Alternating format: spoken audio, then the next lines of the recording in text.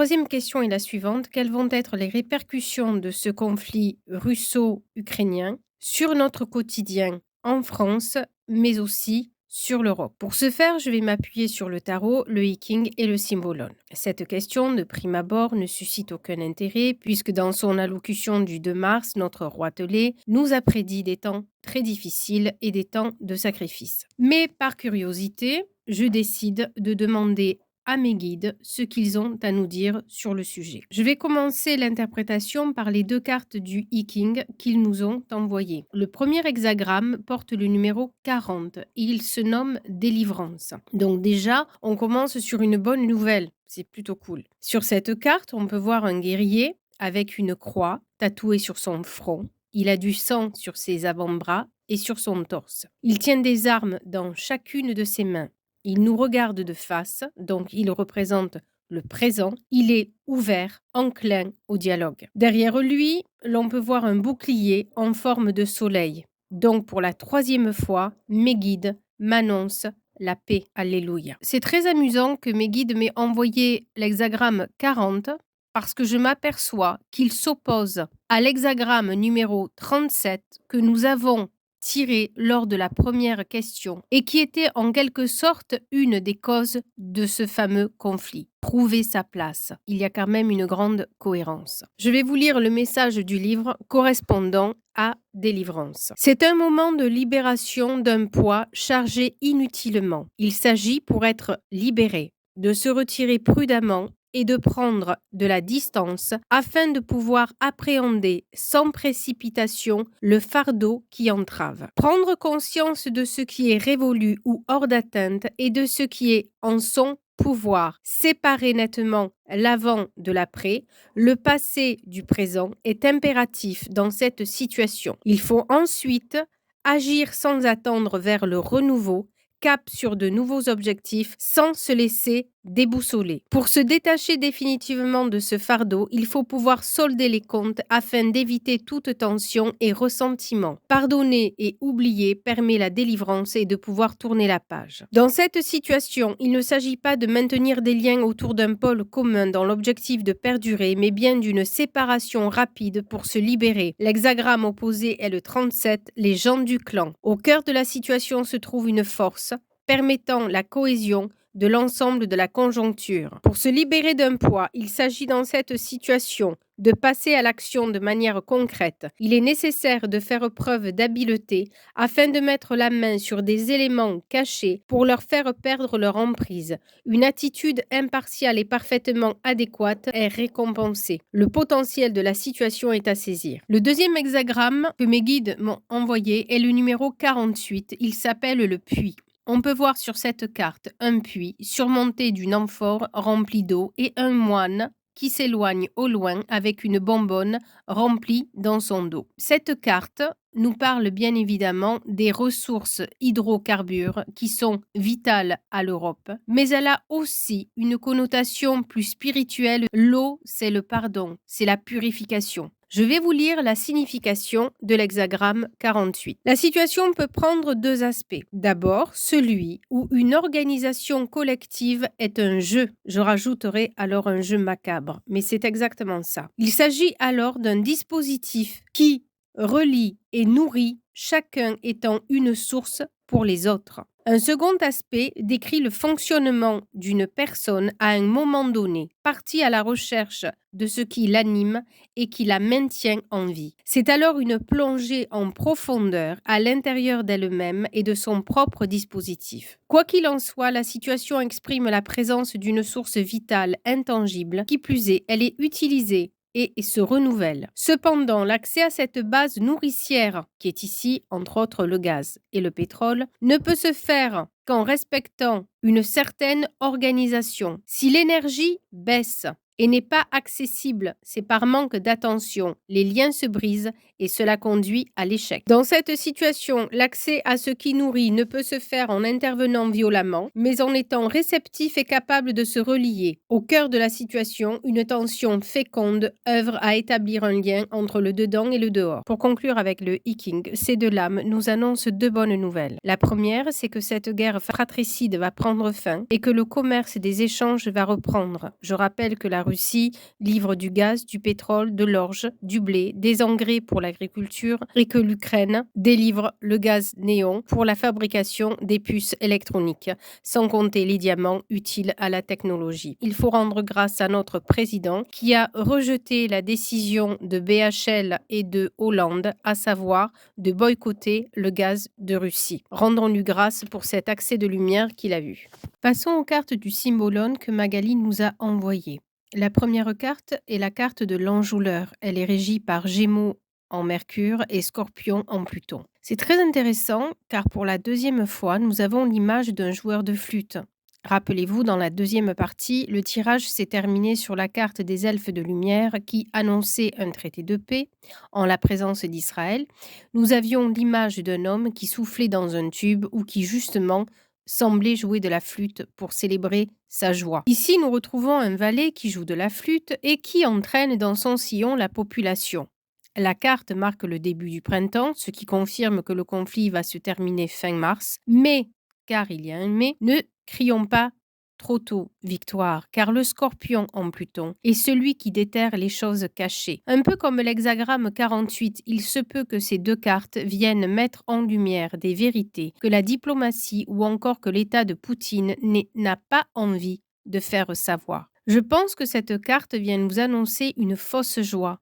À ce stade, je ne peux affirmer avec certitude mes ressentis, mais selon moi, d'après mes intuitions, la paix est illusoire. Un traité va être signé comme les accords de Minsk en 2014, mais très vite, le traité ne va pas être respecté et un conflit plus grave risque de repartir. Je fais ici mention à mon rêve prémonitoire dont je vous ai parlé en janvier, puis dans la première vidéo concernant le conflit. On m'avait envoyé au mois de novembre à peu près le mot Autriche avec les chars de Russie. Ce n'est peut-être pas pour rien, car la Première Guerre mondiale est partie depuis l'Empire austro-hongrois. Ce même empire, après 1918, a été transformé en 7 pays frontaliers avec la Russie, notamment la Tchécoslovaquie, la Pologne, la République d'Autriche, l'Ukraine, la Roumanie, l'État de Slovénie, la Croatie et la Serbie. Avec la Serbie, nous avions déjà frôlé la Troisième Guerre mondiale, qui d'après moi a démarré en 2019 avec cette guerre bactériologique,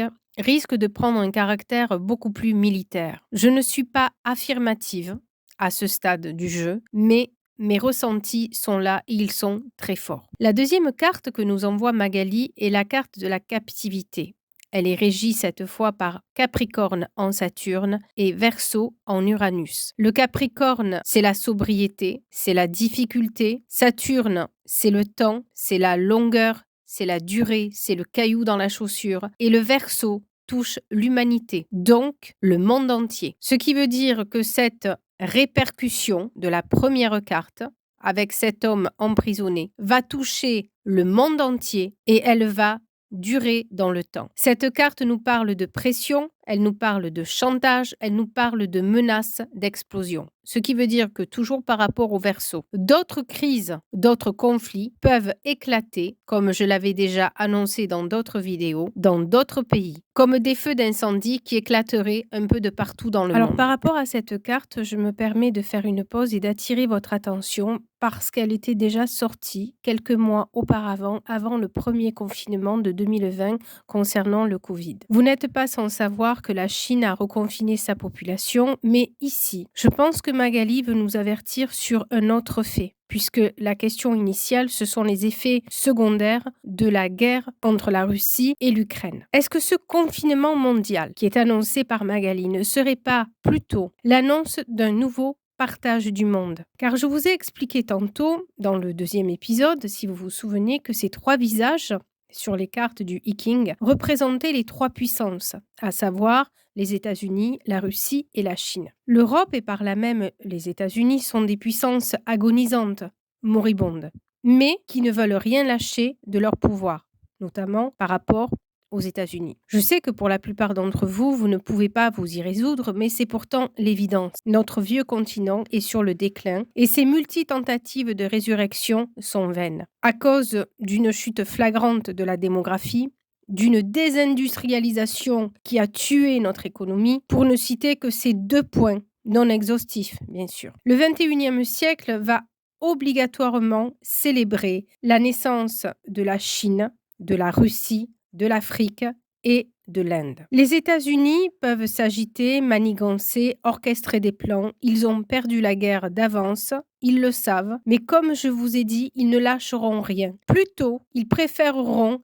déclarer et déclencher une 3e guerre mondiale, ça j'en suis convaincue. Sur un moyen terme, c'est-à-dire d'ici une dizaine d'années, je pense que la Chine et la Russie, à l'appui de cette carte, vont peut-être décider de séparer de nouveau le monde en 2. Car jamais l'OTAN ne renoncera à son objectif de détruire la Russie et la Chine pour récupérer son hégémonie de puissance mondiale. Mais la 3e guerre mondiale, qui est une guerre larvée depuis au moins les années 90, puisqu'on nous attaque sur un plan économique et sur un plan climatique, et maintenant on nous attaque sur un plan bactériologique, a donc déjà commencé, mais je pense qu'une guerre nucléaire n'arrivera jamais pour la simple et bonne raison que jamais les êtres galactiques qui nous entourent et Dieu et l'univers ne permettront une guerre nucléaire. Ce serait la fin de l'univers dans sa globalité. De plus,